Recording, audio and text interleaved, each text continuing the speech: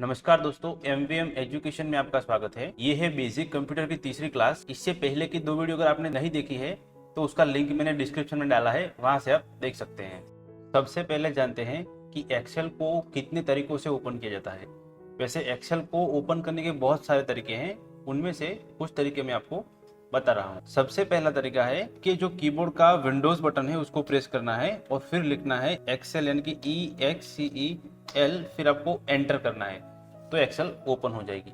इसके अलावा कंप्यूटर का जो डेस्कटॉप है वहां पे आपको राइट क्लिक करना है और यहाँ पे जो न्यू वाला ऑप्शन है वहां जाना है और फिर सबसे नीचे माइक्रोसॉफ्ट एक्सेल वर्कशीट लिखा है, वहां पे लेफ्ट क्लिक करना है, ऐसे भी एक्सेल ओपन हो जाएगी। इसके अलावा तीसरा रास्ता है, विंडोज बटन होता है जो कीबोर्ड में होता है, विंडोज बटन, उसको प्रेस करके R प्रेस करना है और फिर लिखना है एक्सेल और उसके बाद एंटर दबाना है, तो ऐसे एक्सेल जो है वो ओपन हो जाएगी। एक्सेल को ओपन करने के बाद ऐसा कुछ इंटरफेस देखने को मिलता है। ये जो लेफ्ट में यहाँ पे दिख रहा है उसको हम क्विक एक्सेस बार बोलते हैं और उसके साइड में ये बुक 1 लिखा है उसको हम टाइटल बार बोलते हैं। इसके नीचे जो ये सब ऑप्शन दिए गए हैं उसको हम रिबन बोलते हैं और रिबन के एकदम नीचे यहाँ पे जो ये वाला बॉक्स है उसको हम फॉर्मूला बार बोलते हैं। फॉर्मूला बार को आप छोटा या फिर बड़ा कर सकते हो। जब भी आप कुछ बड़े फॉर्मूला लिख रहे हो तो आप बड़ा कर सकते हो, अगर छोटा लिख रहे हो तो छोटे कर सकते हो। यहाँ पे जो ये एक लाइन में, ये वाली लाइन में ABCDEFG वगैरह लिखा है उसको हम बोलते हैं कॉलम, और यहाँ पे इस तरफ 1 2 3 4 5 6 लिखा है उसको हम बोलते हैं रो। ठीक है, और यहाँ पे जो बॉक्स वगैरह बने हैं, ये वाले सारे बॉक्स बने हैं उसको हम बोलते हैं सेल। एक्सेल को थोड़ा और समझने के लिए हम यहाँ पे कुछ डेटा ऐड करते हैं, जैसे कि मैं यहाँ ये वाले सारे डेटा ऐड कर रहा हूँ।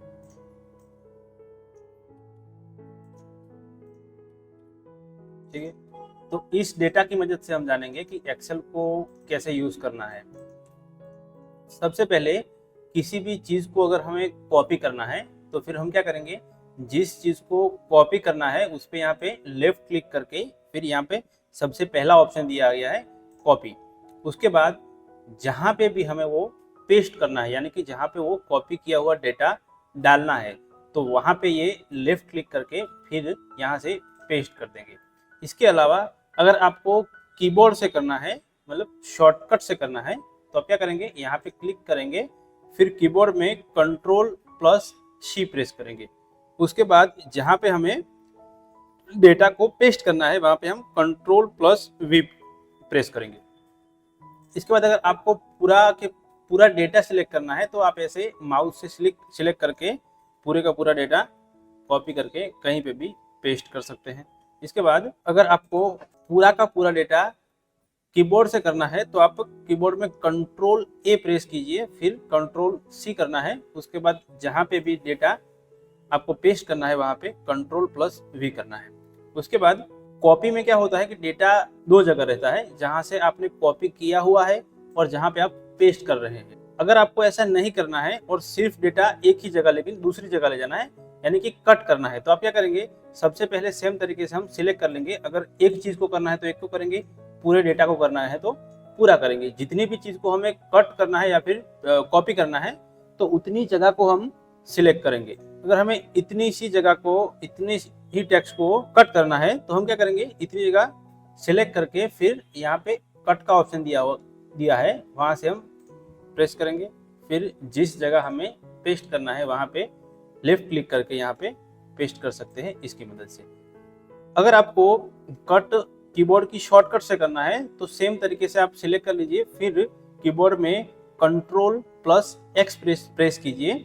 उसके बाद जहां पे आपको डेटा पेस्ट करना है वहां पे Ctrl+V प्रेस करना है।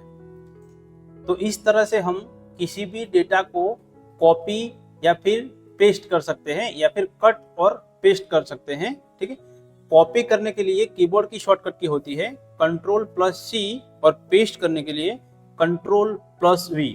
उसके बाद अगर आपको किसी चीज को कट करना है तो Ctrl+X, और सेम अगर वही चीज कहीं पे भी पेस्ट करनी है तो Ctrl+V।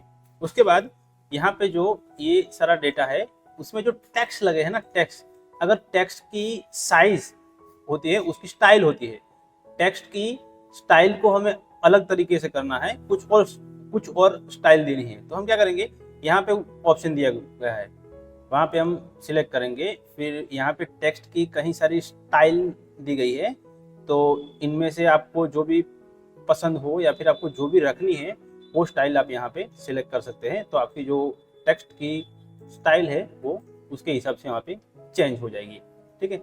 इसके बाद अगर आपको ये जो टेक्स्ट है डाले हुए मैंने यहाँ पे डाले हैं, उन सभी टेक्स्ट को अगर हमें बोल्ड करना है तो यहाँ पे ये बी लिखा है, वहाँ पे क्लिक करेंगे तो बोल्ड हो जाएगा।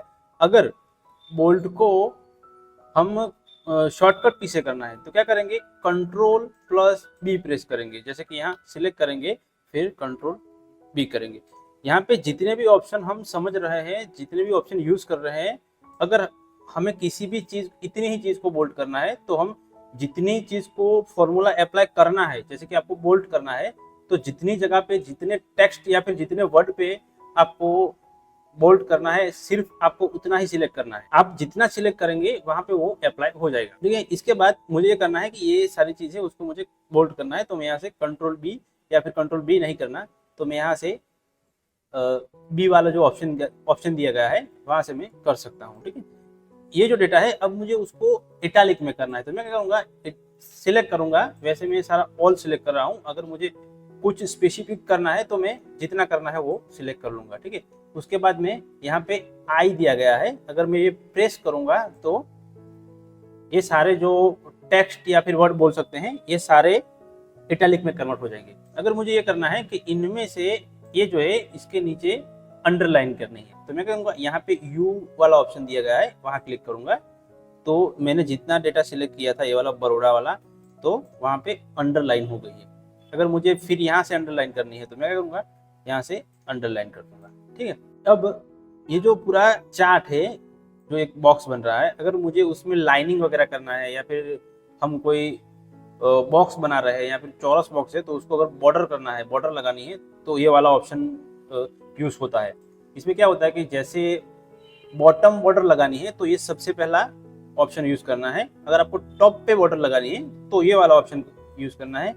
जो भी बॉर्डर हमें जिस साइड भी लगानी है वहां पे सब कुछ लिखा है। कहाँ पे लिखा है, यहाँ एक बॉक्स बना है, बॉक्स के बगल में हम यहाँ पे लेफ्ट क्लिक करेंगे तो यहाँ पे सारा कुछ खुल जाएगा। तो आप अपने हिसाब से जहाँ पे भी बॉर्डर लगानी है आप बॉर्डर लगा सकते हैं। जैसे कि मुझे हर तरफ बॉर्डर लगानी है तो ऑल बॉर्डर में मैं जाऊंगा और यहाँ पे क्लिक करेंगे। तो अगर मुझे ये जो टेक्स्ट यहाँ पे मैंने ऐड किए हैं उनकी साइज को छोटा या फिर बड़ा करना है तो यहाँ पे दिया गया है, ठीक है। तो मैं इसको क्लिक करके बड़ा कर सकता हूँ और इसके बाद अगर मुझे छोटा करना है तो यहाँ पे उसकी साइड में जो यहाँ पे दिया गया है उसकी मदद से मैं उसको छोटा कर सकता हूँ। अगर मुझे मैन्युअली करना है तो यहाँ पे ऑप्शन दिया गया है कि कौन सी साइज आपको रखनी है। जैसे मुझे यहाँ 20 साइज रखनी है तो यहाँ पे मैं 20 करके एंटर करूँगा तो ये छोटा या फिर बड़ा इसकी मदद से आप कर सकते हैं। इसके बाद अगर इनमें से मुझे किसी भी चीज़ को हाईलाइट करना है, जैसे ये सूरत लिखा है उसको मुझे हाईलाइट करना है तो मैं क्या करूँगा,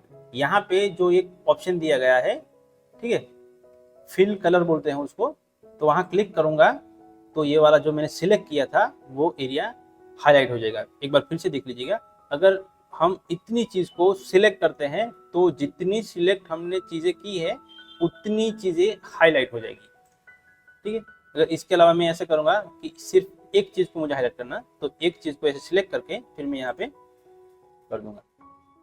इनमें जो भी मैंने टेक्स्ट डाले हैं मुझे उन टेक्स्ट है उनका कलर चेंज करना है पर्टिकुलर। जैसे कि यहाँ पे ये ऊपर का हेडिंग है उसको मुझे अलग कलर में करना है तो यहाँ पे ऑप्शन दिया गया है जहाँ पे ए लिखा है जिसे ऑटोमेटिक बोला जाता है। तो आप जब भी यहाँ पे लेफ्ट क्लिक करेंगे, जैसे मैंने पहले बोला था कि जब भी हमें लेफ्ट क्लिक की ज़रूरत होगी तो हम लेफ्ट क्लिक नहीं बोलेंगे, लेकिन फिर भी मैं बोल रहा हूँ। लेकिन मैं अगर बोलूँ कि क्लिक करना है तो आपको यही समझना है कि ये लेफ्ट क्लिक की बात हो रही है, ठीक है।